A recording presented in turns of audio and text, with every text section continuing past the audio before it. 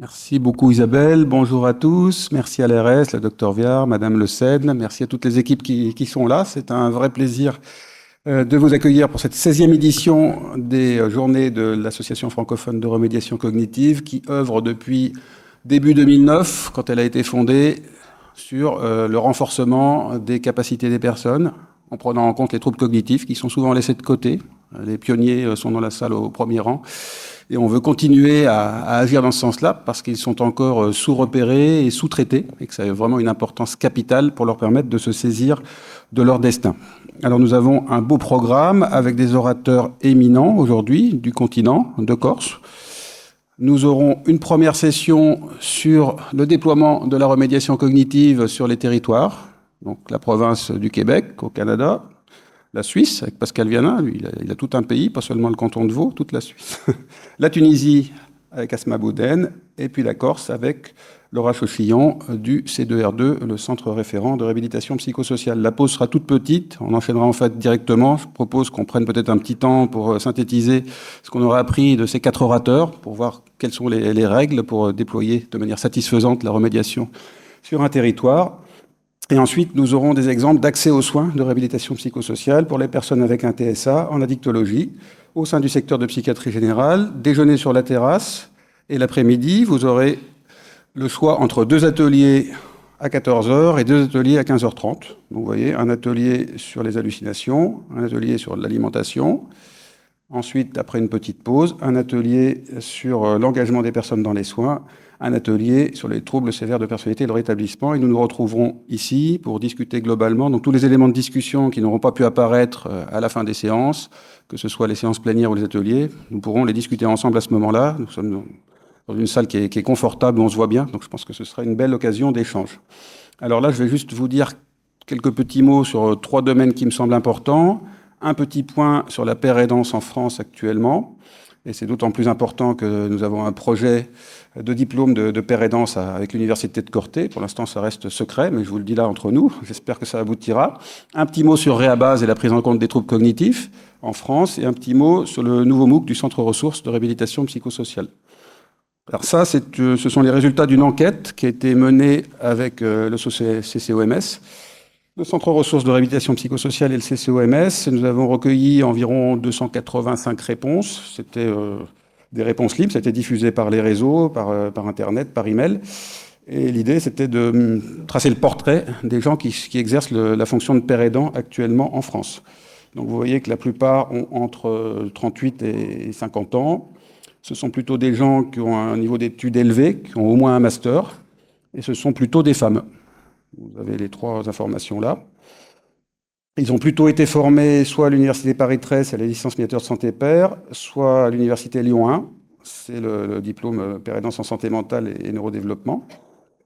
Et ils travaillent plutôt dans la région Auvergne-Rhône-Alpes, en Île-de-France, en Nouvelle-Aquitaine, et puis un petit peu moins dans les autres régions. Il y a un truc qui m'ennuie, regardez Corse 0 là. Donc, bon, après, c'est du déclaratif. Il y a peut-être le père aidant de Corse qui n'est pas repéré, mais l'idée, c'est d'améliorer ça et puis que ça remonte largement. Encore une fois, on n'est pas exhaustif, mais 280 réponses, il y a peut-être 400 pères aidants en exercice en France, c'est la majorité. Et outre-mer, vous voyez, une père aidante à La Réunion. Mais ça, c'est vrai.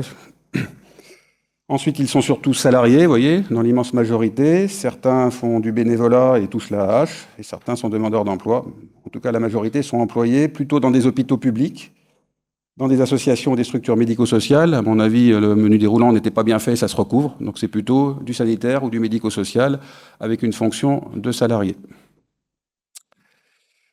Voilà, donc ça, ce sont des résultats préliminaires. On va en faire une analyse plus importante avec le CCOMS et nous allons le publier évidemment quand nous aurons des résultats définitifs. Un petit mot maintenant de Réabase. On a des données sur 6891 personnes depuis le 3 janvier 2016.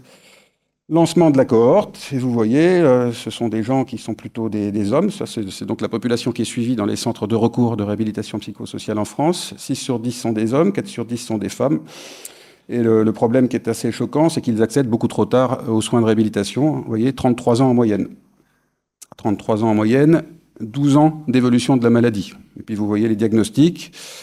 Quand on était en 2016, 2017, 2018, on avait à peu près moitié de diagnostics de schizophrénie. Là, ça a baissé à 40%, et les troubles du neurodéveloppement sont passés de quelques pourcents à 16,5% environ. Donc je pense que c'est simplement des diagnostics qui sont mieux posés. Le trouble bipolaire occupe toujours la même place, un peu plus de 11%, et puis vous voyez les autres diagnostics.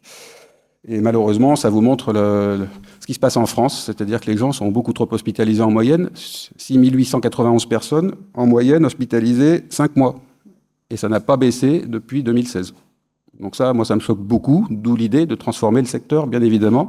On en parlera dans la deuxième session. Les prises en charge dans les centres de réhabilitation psychosociale, les psychothérapies, c'est des TCC, c'est celles qui passent en premier. Il y a de la psychoéducation, 17%. Bon, ça baisse parce que c'est probablement plus dispensé sur les secteurs de psychiatrie générale. La pérédance est isolée, elle participe aussi à la psychoéducation. Moi, ce qui m'ennuie un petit peu, c'est la remédiation cognitive, 13,5%. Je pense qu'on peut améliorer ce chiffre. Vous avez déjà montré ça l'année dernière, et il y a trop peu de remédiation cognitive, y compris dans les centres référents de réhabilitation psychosociale. Donc le but, c'est vraiment de repérer la plainte cognitive, d'aller vers des bilans, et d'aller vers de la remédiation cognitive. Et en fait, évidemment, il faut déléguer ça, et que ça ne repose pas sur les seuls neuropsychologues, sinon ça ne marchera pas. Juste un petit résultat pour vous illustrer ce qui se passe. En haut à gauche, c'est lampe amnésique, directe et inversée, donc mémoire immédiate, mémoire de travail, pour les gens qui vont dans les centres de réhab, tout confondu. Évidemment, ça n'a pas d'efficacité sur la mémoire de travail. En bas à droite, quand on fait de la remédiation cognitive, on améliore la mémoire de travail. Bon, tant mieux, heureusement, mais là, on le voit sur beaucoup de personnes dans une cohorte nationale, qui nous satisfait.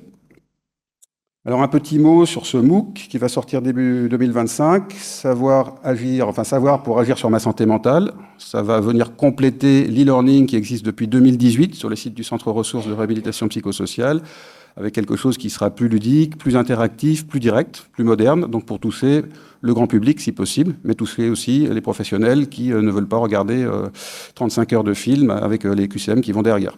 L'idée, c'est vraiment de faire passer les idées très largement sur tous les professionnels, les personnes concernées, les aidants, mais aussi d'aller vers le grand public qu'on n'arrive pas à toucher depuis le début. Donc ça va ressembler à ça, différents modules, avec dedans des vidéos, des menus déroulants, et quelque chose qui sera moderne et interactif. Et puis, la veille bibliographique. Merci à tous ceux qui participent pour qu'elle puisse être distribuée chaque année, en particulier le professeur Sellard, qui coordonne le comité scientifique, en particulier Anne-Cécile Cornibert, Laura Bon, qui s'occupe du comité de rédaction. Et il y a un très beau livret, bien illustré également, je remercie Audelon également, qui est disponible sur le site de la FRC, donc remédiation-cognitive.org. Je rappelle qu'il y a 2 sites web, Centre ressources réhabilitation psychosociale et remédiation-cognitive.org, qui sont intriqués, mais distincts et portés par les mêmes équipes. Donc regardez ce livret, il y a vraiment une mise en lumière de travaux scientifiques sur ce domaine-là qui sont bien explicités. Ouais, n'hésitez pas également à candidater pour participer à cette veille scientifique. Donc vous écrivez à Caroline Sellard, vous écrivez à Laura Bon, vous écrivez à Anne-Cécile Cornibert et on pourra vous associer à nos travaux. Et puis l'année prochaine, le colloque de la FRC aura lieu le 19 septembre à Québec, en partenariat avec le professeur Sellard de l'Université Laval. Donc ce ne sera pas au Château Frontenac, mais ce sera juste en dessous, dans un autre hôtel tout à fait confortable et positif. Voilà. Et le thème, ce sera la déstigmatisation avec des orateurs qui ont un vécu expérientiel à nous partager. Voilà, on est en train d'organiser le programme, ce sera très bien, donc venez traverser l'Atlantique. Et on veut vraiment garder la notion d'association francophone. On a déjà fait un colloque à Lausanne, donc on a déjà fait la Suisse, là on va au Canada, au Québec. Et puis on va essayer d'alterner peut-être des sessions en France et des sessions dans les pays francophones pour toucher le maximum de monde. Et Asma nous fait signe, je sais, on viendra à Tunis, hein, c'est sûr. On décidera quand. Voilà, merci à tous d'être là. Je vais laisser la place, donc, en tant que président de la première séance, au professeur Sellard pour sa communication sur le déploiement de la remédiation cognitive sur les territoires, donc au Québec. Merci Caroline, je pense que la présentation doit être de suite.